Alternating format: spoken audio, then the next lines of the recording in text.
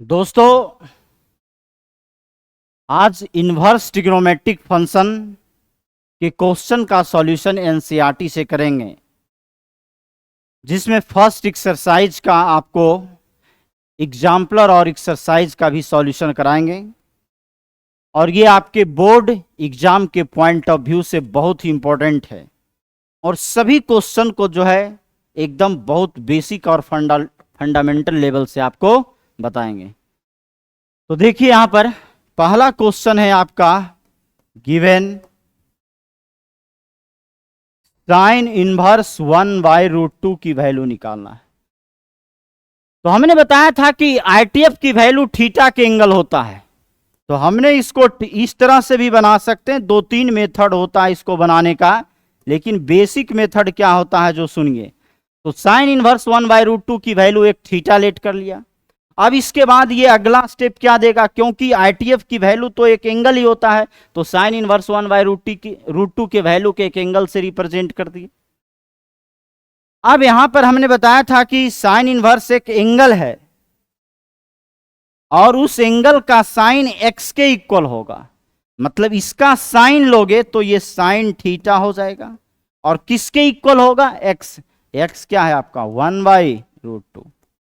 अब देखो, sine theta is equal to 1/√2 है और यहां से आपको थीटा निकालना है।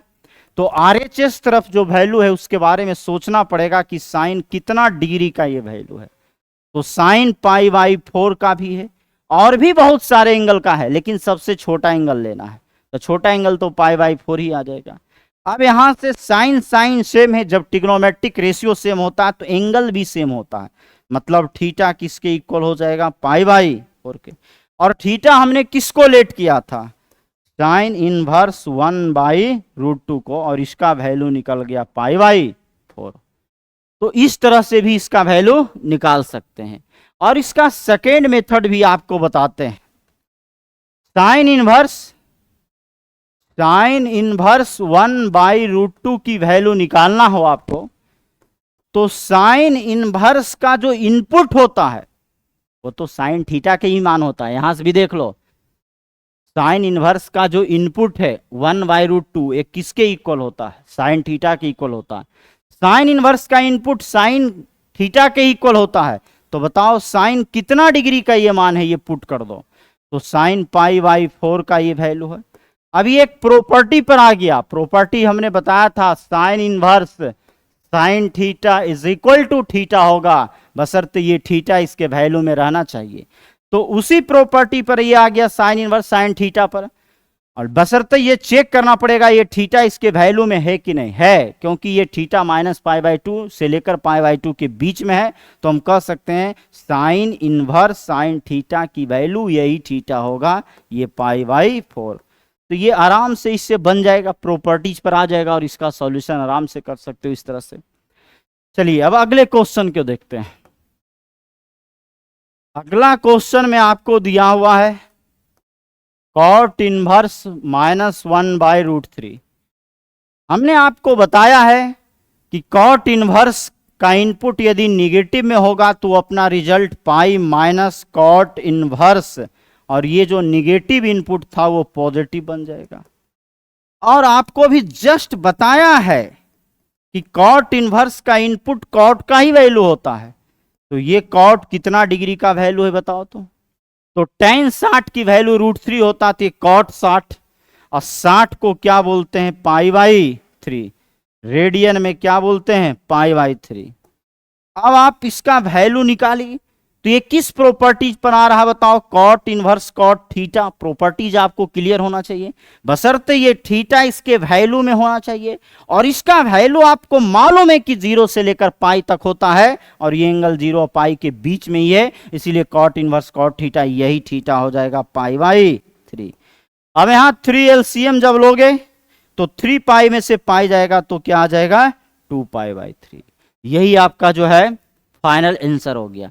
चलिए अगले क्वेश्चन पर आते हैं। एक्सरसाइज 2.1 करा निम्नलिखित के मुख्य मानों को ज्ञात कीजिए।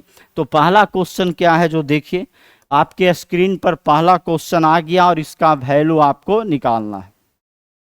देखिए गिवन सबसे पहले जो दिया हुआ उसको लिख दीजिए। साइन इनवर्स -1/2 है।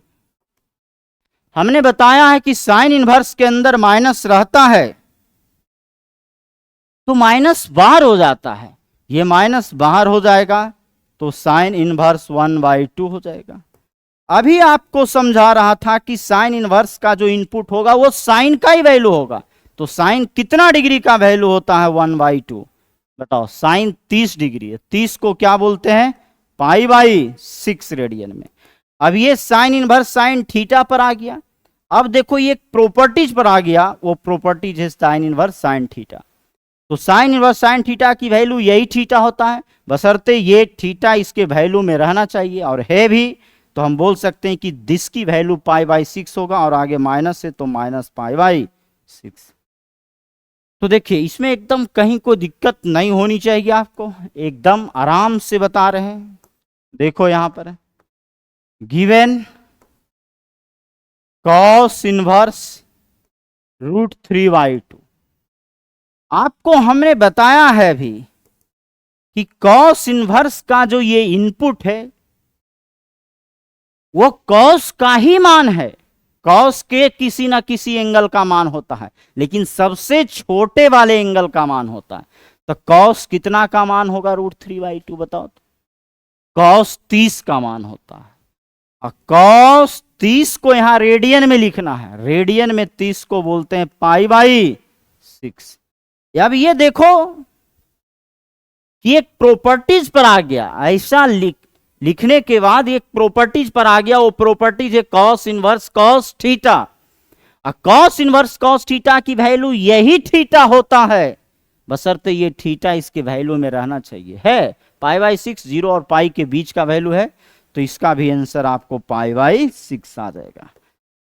तो इसमें आपको कोई दिक्कत नहीं होनी चाहिए।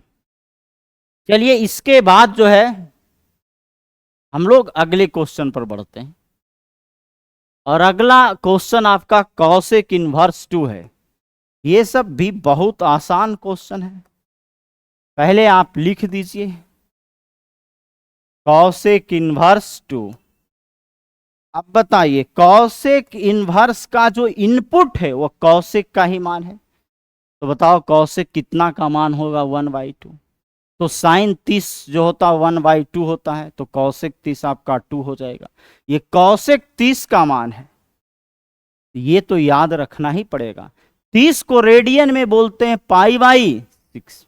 जब ऐसा लिख दिया तो यह एक प्रॉपर्टीज पर आ गया, और वो प्रॉपर्टीज है कॉसेक इनवर्स कॉसेक थीटा की वैल्यू थीटा होता है, बशर्ते ये थीटा इसकी वैल्यू में रहना चाहिए, और है तो हम बोल सकते हैं कि ये π/6 आएगा, और ये आपका फाइनल आंसर। चलिए अब अगले क्वेश्चन पर आते हैं, 4th नंबर।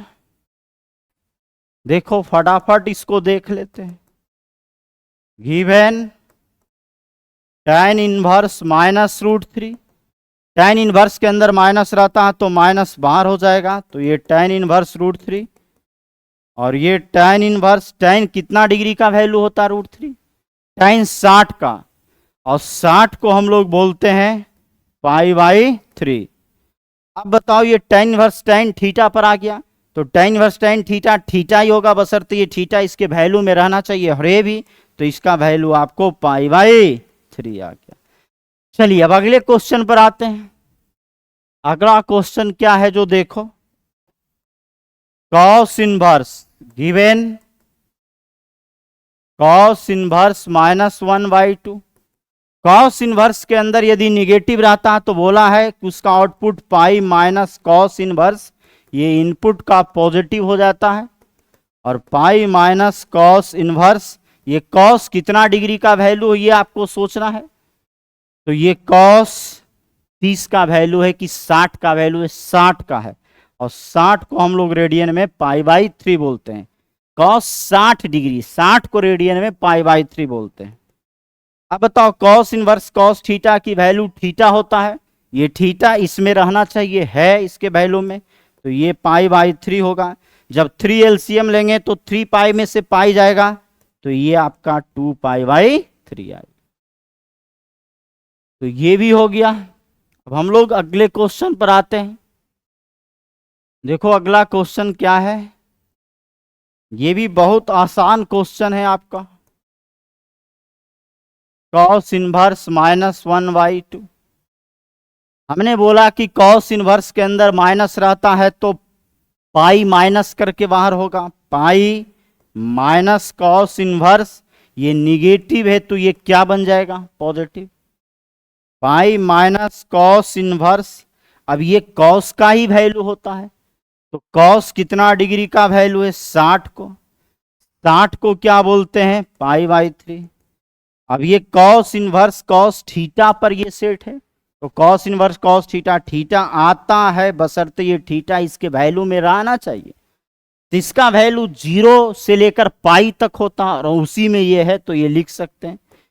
3 एलसीएम लेंगे, 3 पाई में से पाई जाएगा तो 2 पाई/3 आ जाएगा। यही आपका फाइनल आंसर है। चलिए अब अगले क्वेश्चन पर आते हैं। 6 नंबर देखो, tan इनवर्स -1। आपको मालूम है, पढ़ाया है कि tan इनवर्स के अंदर माइनस रहता है तो ये माइनस बाहर हो जाता है तो ये tan इनवर्स 1 हो जाएगा। और आपको ये भी मालूम है कि tan इनवर्स का इनपुट tan का ही मान होता है तो tan 45 की वैल्यू होता है ये। अब ये एक प्रॉपर्टीज पर आ गया, वो प्रॉपर्टीज है tan इनवर्स tan थीटा, और tan inverse tan theta theta ही होता है बशर्ते ये थीटा इसके रेंज में आना चाहिए और आ भी रहा है क्योंकि इसका रेंज जो होता है tan इनवर्स का बिटवीन -π/2 टू π/2 होता है। तो ये π/4 इसी के वैल्यू में आ रहा है तो हम लिख सकते हैं tan inverse tan theta, theta होगा π/4, आगे माइनस से तो -π/4 हो जाएगा। तो बहुत आसान है, लेकिन ये सब खूब सारा ऑब्जेक्टिव में पूछता है, फंडामेंटल क्वेश्चन है ये सब। अब 7 नंबर देखो, आपको सेक इनवर्स 2y√3 दिया हुआ है तो सेक इनवर्स का इनपुट भी सेक का ही मान होगा। तो बताओ ये सेक 30 का मान होता है √2/√3 और 30 को रेडियन में π/6 बोलते हैं। अब sec inverse sec theta theta हो जाएगा और ये थीटा 0 पाई के बीच में ही है। चलिए अब आइए क्वेश्चन नंबर 8 का सॉल्यूशन देखिए। 8 कॉट इनवर्स √3, तो ये कॉट कितना का मान है बताओ तो tan 30 का मान होता 1/√3, ये कॉट 30 का मान है ये, तो 30 को बोलते हैं π/6। अब cot inverse cot theta theta theta आपका π/6, जब तो बहुत आसान। चलिए अब आइए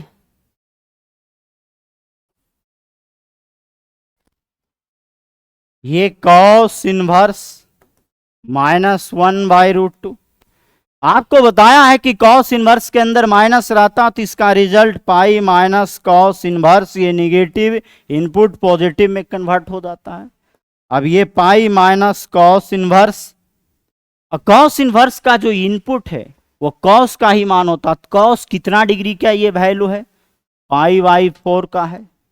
ऐसा करने के बाद ये प्रॉपर्टीज पर आ रहा है और आप देख ही रहो किस प्रॉपर्टीज पर आ रहा है, कॉस इनवर्स कॉस थीटा पर आ रहा है और कॉस इनवर्स कॉस थीटा की वैल्यू थीटा होता है बशर्ते ये थीटा इसके वैल्यू में रहना चाहिए है तो ये π/4 आएगा।